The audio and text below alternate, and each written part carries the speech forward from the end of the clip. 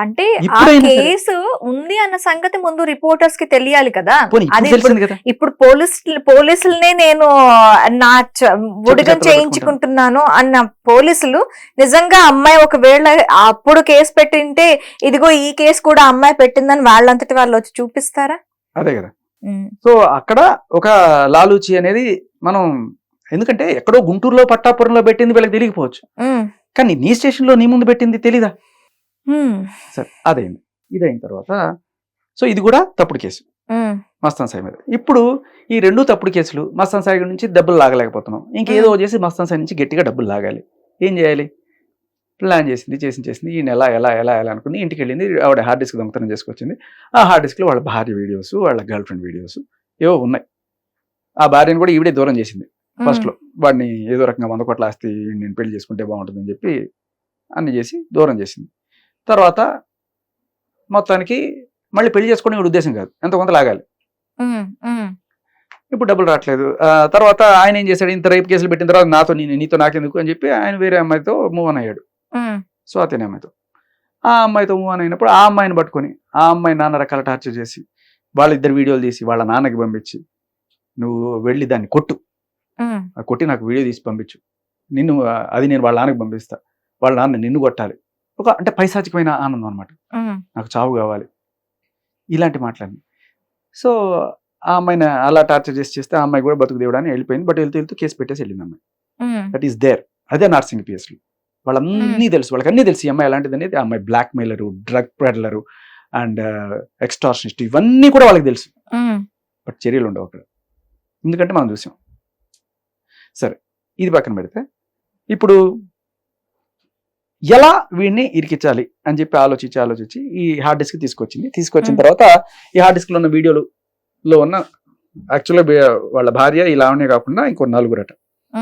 ఆ నలుగురికి బయట పెట్టి వాళ్ళ వీడియోలన్నీ కూడాను వాళ్ళ ఇంట్లో వాళ్ళకి, అంటే 3 నెలల కన్నా ముందు జరిగిన భాగవతం ఏంటంటే, మీడియాకి ఎవరికి ఇవ్వకుండా ఫస్ట్ వాళ్ళ అమ్మ వాళ్ళకి, వాళ్ళ నాన్న వాళ్ళకి పంపించి, ఇవంతా నేను మీడియాలో పెడతాను, మీరు ఎంతో కొంత సెటిల్ చేయాలన్నట్టుగా.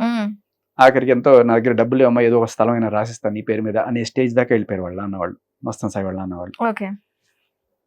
సో ఇది ఒక పక్క జరుగుతుంటే మస్తాన్ సాయి ఏదో రకంగా పెళ్ళాం పరువు కదా హార్డ్ డిస్క్ లో ఉన్నది, అది ఏదో ఏ మగాడైనా సరే కాపాడుకుందాం అని అనుకుంటాడు. అలా వెళ్ళాడు, చూసింది ఎక్కడ ఇరికించాలని చెప్పింది. సరే ఆ హార్డ్ డిస్క్ తీసుకొచ్చే టైంకి ఈవిడ ఆల్రెడీ బయటికి వెళ్ళిపోయి, మరి ఆవిడ ఆస్థాన ఉన్నారు కదా, ఆవిడకి కొమ్ము కాసే పోలీసులో ఎవరున్నారో మరి వాళ్ళతోటి మాట్లాడింది. ఫైనల్ గా అరెస్ట్ అయిపోయాడు. అరెస్ట్ అయిపోయిన తర్వాత ఎందుకు అరెస్ట్ ఏంటి అంటే, ఇదిగోండి ఈ హార్డ్ డిస్క్ లో చాలా దారుణాలు ఉన్నాయి, 800 మంది 900 మంది అని చెప్పాను కదా, కొంతమంది రిపోర్టర్స్ తో కుమ్మక్కయ్యి వాళ్ళందరితో రాయిపించింది. కట్ చేస్తే 3 రోజుల్లో కన్ఫెషన్ రిపోర్ట్ వచ్చింది. వచ్చిన తర్వాత వాళ్ళు 600 మంది కాదు, 900 మంది కాదు, 6 మంది. 6 మందితో కూడా అన్ని అశ్లీలం ఏమేం లేవు, మిగతావన్నీ ప్రతి ఒక్కడు ఏదో డౌన్లోడ్ చేసుకుంటాడు కదా వేరే వీడియోలు, ఏవో కొన్ని వీడియో కాల్స్ మాట్లాడుకుంటూ. ఈవిడ ఏం చెప్తుంది, ప్రతి ఒక్కరికి డ్రగ్స్ ఇచ్చి వాళ్ళని బానిసలుగా చేసి ఈయన కోరికలు తెచ్చుకుంటున్నాడు. ఇప్పుడు వీడియో కాల్లో ఉన్న అమ్మాయికి ఇక్కడ నుంచి డిసిషన్ కొడితే అక్కడికి డ్రగ్ వెళ్ళిపోద్దా? సో ఇలా వీడియో కాల్స్ పక్కన పెట్టండి. ఇప్పుడు ఈ వీడియో కాల్స్ అనేది ఏంటంటే just like something like prostitution. ఈ మధ్యకాలంలో చాలా మంది డబ్బులు 500, 1000 రూపాయలకి ఏదో సమ్ ఫ్రీ షోలు అంటూ ఇది పెద్ద మార్కెట్ లాగా తయారైంది. అది ఒక చిన్న ఉపాధి పథకం అయిపోయింది అక్కడ.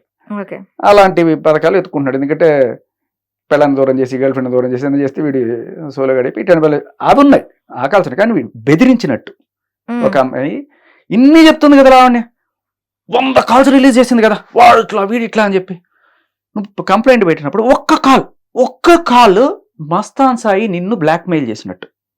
అంటే మర్యాదగా నువ్వు నాకు వచ్చి సరెండర్ కాకపోతే, నాకు లొంగిపోకపోతే, నా కోరికలు తీర్చకపోతే నేను నీ వీడియోలు బయట పెడతాను అని చెప్పి నువ్వు అన్న ఒక్క కాల్ నువ్వు ఎందుకు బయట పెట్టలేకపోయావు?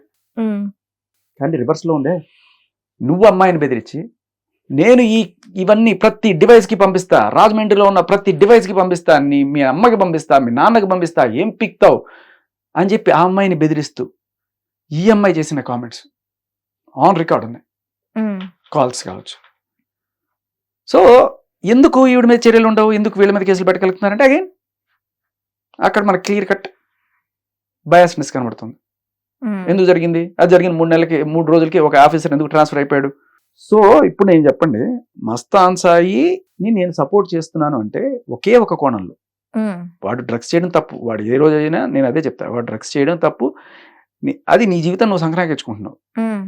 కానీ వాడు ఏ రోజు ఎవరికి బలవంతంగా డ్రగ్స్ అలవాటు చేసింది లేదు, లేకపోతే ఎవరిని బ్లాక్మెయిల్ చేసింది లేదు. ఆన్ రికార్డ్ ఏమీ మనకు దొరకట్లేదు. బట్ ఈవిడ అలవాటు చేసిందని కంప్లైంట్ ఉంది ప్రీతి దగ్గర నుంచి, బ్లాక్మెయిల్ చేసిందని స్వాతి నుంచి కంప్లైంట్ ఉంది. ఇలా ఆ అమ్మాయి డబ్బులు డిమాండ్ చేస్తున్నట్టు ఆన్ రికార్డ్ ఉంది. మీకు ఆ డబ్బులు డిమాండ్ చేసే రికార్డు కూడా వినిపిస్తాను. వాళ్ళకి చెప్పి మొత్తం ఆ సంబంధాలనే విడగొట్టేశారు. కానీ ఈ అమ్మాయి మాత్రం ఇంట్రెస్ట్ లేదు. సో రాజ్ తరుణ్కి ఈ అమ్మాయికి ఉన్న రిలేషన్ వాస్తవం కొన్నాళ్ళ క్రితం.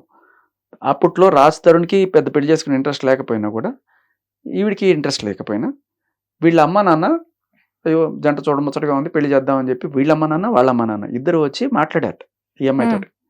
రాజ్ తరుణ్ ఏమో నేను 27 ఏళ్ళు వచ్చాక ఆలోచించి పెళ్లి చేసుకుంటాను అంటే, ఈవిడ మాత్రం అసలు రైట్ అవే నాకు పెళ్లి గిళ్ళి ఇంట్రెస్ట్ లేదు అని చెప్పినట్టుగా చెర్రీ అనే ఒక అమ్మాయి సేమ్ లైక్ ప్రీతి లాగా ఈవిడతో ట్రావెల్ చేసిన చాలా రోజులు ఆ అమ్మాయి చెప్తున్నమాట. ఉన్నప్పుడు ఈ అమ్మాయి వాళ్ళ మమ్మీ డాడీ ఇంటికి వచ్చి చాలా నీట్ గా ఇద్దరికి పెళ్లి చేస్తామమ్మా, కానీ ఈ అమ్మాయి మాత్రం ఇంట్రెస్ట్ లేదు. దానికి గొడవలు చేసి వాళ్ళపైన వీళ్ళకి చెప్పి వీళ్ళపైన వాళ్ళకి చెప్పి మొత్తం ఆ సంబంధాలనే విడగొట్టేశారు. If that is the case, then you guys found it. What is the reason? That's for money. ఇప్పుడు వదిలేసినారు. ఇప్పటికీ రాజు ఇంట్లో ఎందుకు ఉంటుంది? వీటి కూడా రాజు సమాధానం చెప్పాలి. రాజు ఇది ఒక రిపోర్టర్తో రిపోర్టర్ సమ్ టీవీ పర్సనాలిటీతో మాట్లాడుతుంది. ఆయన చెప్తున్నాడు మనం ఎలా చేద్దాం అని చెప్పి. చెప్తాను చెప్తే నేను కన్క్లూడ్ చేస్తాను. సార్ ఇది నిజంగా ఎవరైనా మాట్లాడిస్తారు, సెటిల్మెంట్ చేపిస్తారు అంటే చేపించండి సార్. సో ఇది రిపోర్టర్తో సెటిల్మెంట్ చేయమని చెప్పి మాట్లాడుతున్న కాల్లో లేకపోతే సమ్ వేర్ ఇట్ హ్యాపెండ్. తర్వాత గుంటూరు సిఐతో మాట్లాడి, నేను ఏది అబద్ధాలు చెప్పలేదమ్మా, ఇందాక మీకు చెప్పిన ప్రతి మాటకి నేను సాక్ష్యం చూపిస్తున్నాను. గుంటూరు సిఐ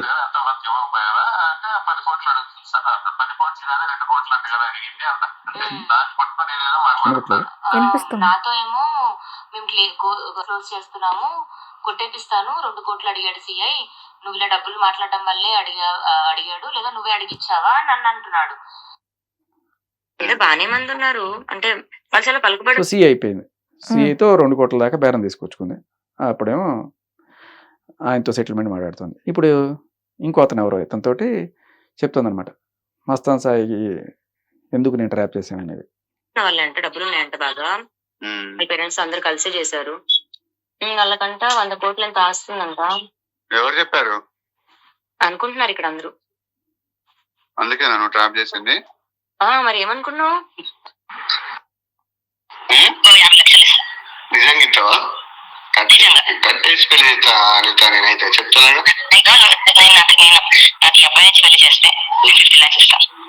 నాకు ఈ అబ్బాయిని 50 lakhs ఇస్తా అని వాడితో బేరం మాట్లాడుతుంది.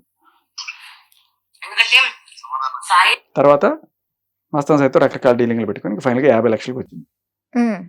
ఓకే, ఆ 50 లక్షలు మస్తాన్ సాయి ఇస్తానాడు, ఇవ్వలేదు. 50 లక్షలు ఇస్తా అన్నాడు, ఇవ్వలేదు. నిన్ను మోసం చేశాడు, నన్ను మోసం చేశాడు, మన ఇద్దరం కలిసి మోసం చేశాం వాడిని. ఇదేం మాటలు మాట్లాడతాను, ఇలాగే మాట్లాడతారు సాయి, ఇలాగే మాట్లాడతారు. ఎన్నిసార్లు పడుకున్నావు నాతో 1 రూపాయి ఇవ్వకుండా? కొంచెం డబ్బులు ఇచ్చి మాట్లాడు. పడుకున్న దాంతో డబ్బులు ఇవ్వకుండా ఏం పీకుతున్నావు? డబ్బులు ఇచ్చి మాట్లాడు. సిఎస్ఆర్కి మొత్తం పంపిస్తున్నా డే 1 నుంచి, నీ విల్లా హౌస్ అగ్రిమెంట్ తో సహా. ఏం పీకుతావు? సో నాది ఒక డౌట్ అమ్మా, ఇప్పుడు ఒక మనిషి ఒక ప్రాస్టిట్యూట్ దగ్గరికి వెళ్ళి ఆ అమ్మాయికి డబ్బులు ఇవ్వకపోతే ఆ అమ్మాయి పోలీస్ కంప్లైంట్ చేసి వెసులుపాటు మన సిస్టంలో ఉందా? లేదు, ఇట్స్ ఎ కన్సర్న్. నాకు తెలియదు, బట్ వాట్ ఎవర్, పాపం నిజంగానే అన్యాయం జరిగినట్టే అక్కడ.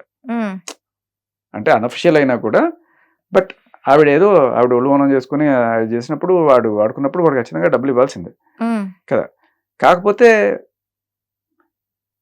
అది వేరు, నువ్వు జీవితం అనేది ఇచ్చేసి 10 కోట్లు దానికి 10 కోట్లు 5 కోట్లు 2 కోట్లు 50 లక్షలు, వాట్ ఈస్ దట్?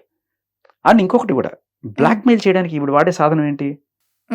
సిఏసారికి పంపిస్తున్నా అంటే నా దగ్గర సిఏ ఉన్నాడు, నువ్వు నా మాట విని నాకు డబ్బులు ఇవ్వకపోతే సిఏతో చెప్తా, ఓకే. నీ హౌస్ డాక్యుమెంట్లు కూడా అటాచ్ చేపిస్తా అని చెప్పి బెదిరిస్తుంది అతను.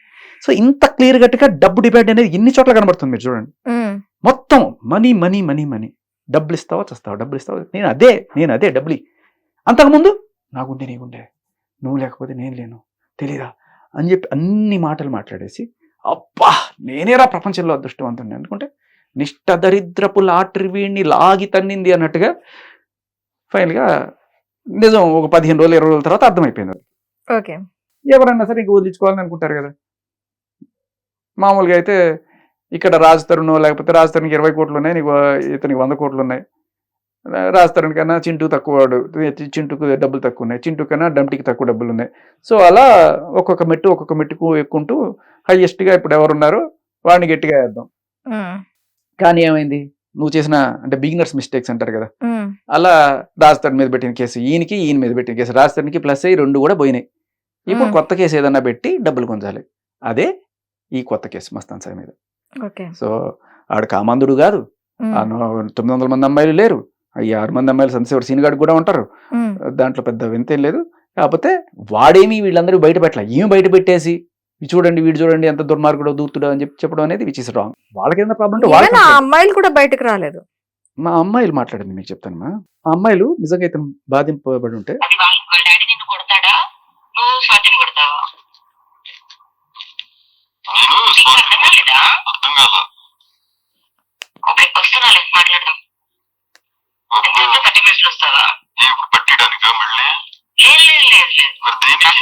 ప్రతి దెబ్బ నువ్వు స్వాతిని కొట్టాలి, కొడితే వాళ్ళ డాడీ నిన్ను కొట్టాలి, వదిలేస్తానంట. వాళ్ళ డాడీ నన్ను కొడితే వదిలేస్తావా? సరే వాళ్ళ డాడీతోనే కొట్టించు. సో నన్ను కొట్టిన ప్రతి దెబ్బ నువ్వు స్వాతిని కొట్టాలి. సో ఇతను కొట్టాడు. ఎందుకు కొట్టాడు? వీళ్ళమ్మని పచ్చి బూతులు తిట్టింది. Same as it is Raj Tarun రికార్డులో ఎలా అయితే ఉన్నారో ఆన్ రికార్డ్ అది కూడా ఉంది. వాళ్ళ అమ్మని ఎన్ని పచ్చి బూతులు తిట్టిందో. ఏ కొడుకైనా సరే తల్లిని తిడితే ఎందుకు కొట్టుకుంటాడు? కొట్టాడు. గట్టిగా కొంతమంది చంపేస్తారు తల్లిని తిడితే. సో అందుకని కొట్టాడు. కొట్టిన తర్వాత నన్ను కొడతావా, నన్ను కొట్టిన ప్రతి దెబ్బ ఇప్పుడు నువ్వు స్వాతిని కొట్టాలి. స్వాతి ఆ దెబ్బలు చూసి వాళ్ళ నాన్న వచ్చి నిన్ను కొట్టాలి. అప్పుడు నా పైశాచిక ఆనందం సాటిస్ఫై అవుతుంది. Don't you think there is psychological problem?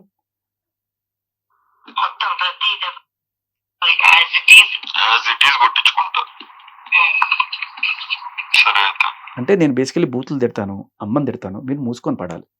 ఒకవేళ కనుక మీరు నా మీద చేయెత్తితే మీ జీవితాన్ని ఇలా వేటాడతాను.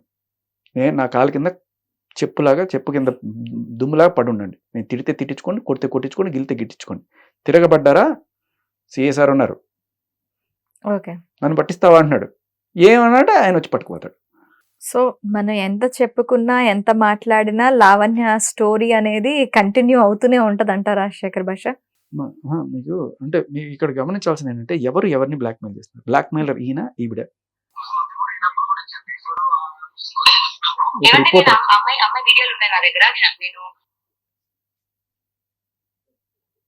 ఒక రిపోర్ట్తో అమ్మాయి వీడియోలు ఉన్నాయి నా దగ్గర, నేను పంపిస్తాను అనేది ఉంటుంది.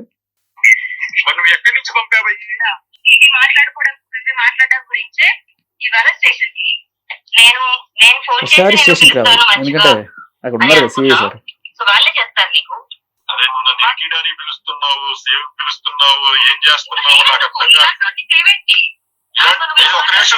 ఒక నిమిషంలోనే ఇలాంటి వాడు అయిపోయా.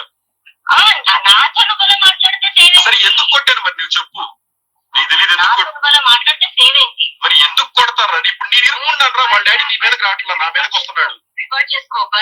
పంపిస్తాను వీడియోలు వాళ్ళ డాడీకి ఏంటి, వాళ్ళ రాజమహేంద్రవరం మొత్తం పంపిస్తా. ఏం చేస్తావు? ఎవరు నేనా? బరాబర్ పంపిస్తా వీడియోలు. వాళ్ళ డాడీకి ఏంటి, రాజమహేంద్రవరం మొత్తం పంపిస్తా వీడియోలు. ఇప్పుడు చెప్పండి అమ్మా, ఎవరిని బ్లాక్మెయిల్ చేస్తున్నారు? అమ్మాయి వీడియోలు బయట పంపిస్తాను అని చెప్పి బ్లాక్మెయిల్ చేసింది ఎవరు? శిక్ష అనుభవిస్తున్నది ఎవరు? రాంగ్ కేసులు పెట్టడం ఒకటి. సరే కేసులు పెట్టారని ఫైట్ చేస్తున్నాడు రాజ్ తరుణ్, పాపం జైలుకైనా పోలేదు. బట్ ఇతను కేసు హియరింగ్స్ ఎక్కడి వరకు వచ్చాయి?